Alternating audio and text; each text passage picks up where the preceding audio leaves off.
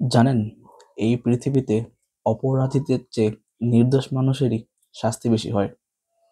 কিছু সত্য আছে যা বললেও মানুষ বিশ্বাস করে না, আর চেপে রাখলেও বুকের ভেতর একটা জ্বালা তৈরি হয়। এটাই জীবনের সবচেয়ে নিষ্ঠুর রূপ।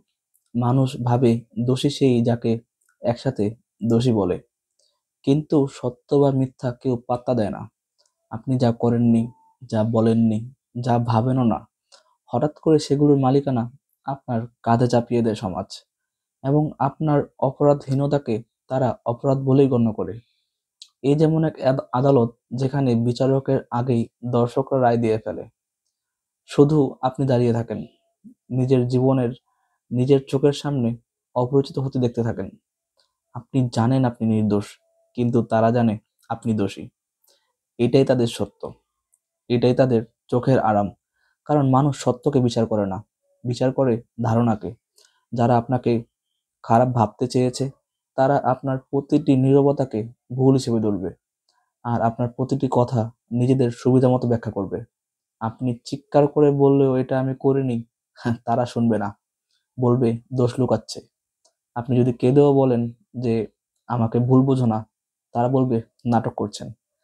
মানুষ কেবল তখনই আপনার দিকে আঙুল তোলে যখন তারা নিজেদের ভেতরের অন্ধকার ঢাকতে চায়।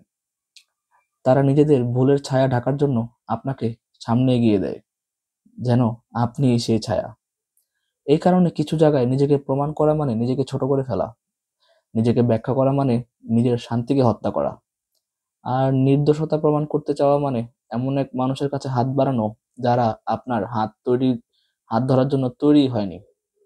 সত্য কথা হলো, যেখানে আপনার কণ্ঠস্বর পৌঁছানোর আগেই মানুষ আপনাকে বিচার করে ফেলে, সেখানে নীরবতাই সবচেয়ে বড় প্রতিরোধ।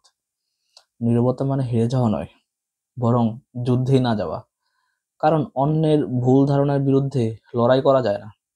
যেখানে ধারণা তৈরি করা হয়েছে আপনাকে দেখে নয়, বরং তাদের মনে মনে, সুতরাং সেটা এক সময় ভেঙে যাবে। সময় একদিন সবার চোখ খুলে দেয়।